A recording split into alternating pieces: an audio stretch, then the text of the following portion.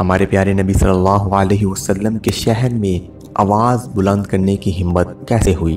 مدینہ میں 100 سال سے ایک ریلوے انجن کیوں خاموشی سے کھڑا سزا بھگتا رہا؟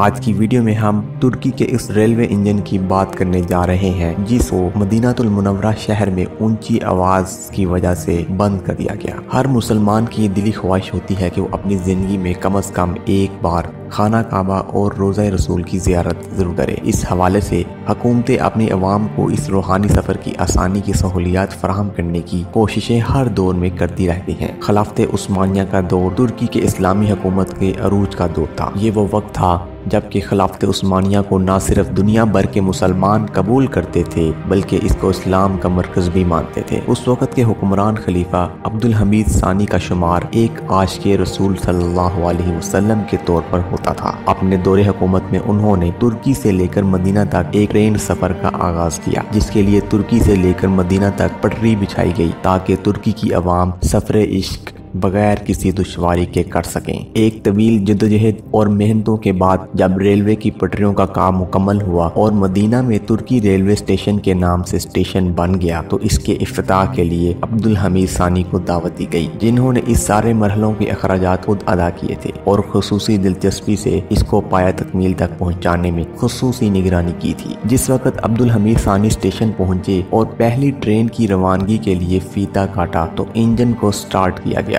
100 سال قبل کوئلے سے چلنے والے اس انجن نے سٹارٹ ہونے سے قبل شور مچایا جیسا کہ کوئلے سے چلنے والے انجن مچاتے ہیں، مگر عبدالحمید ثانی جو کہ ایک عاشق رسول تھے انہوں نے یہ شور سنا تو فوراً ہی نیچے سے کچرا اٹھا کر انجن کو مارنے لگے اور اس کو فوراً بند کروا دیا۔ ان کا کہنا تھا کہ میرے نبی صلی اللہ علیہ وسلم کے شہر میں اس طرح شور مچانے کی تمہیں ہمت کیسے ہوئی؟ اس کے بعد اس انجن کو بند کروا دیا گیا اور عبدالحمید ثانی نے اس وقت یہ حکم دیا کہ نبی کے شہر میں ایسے شور کرتے ہوئے انجن نہیں چلیں گے۔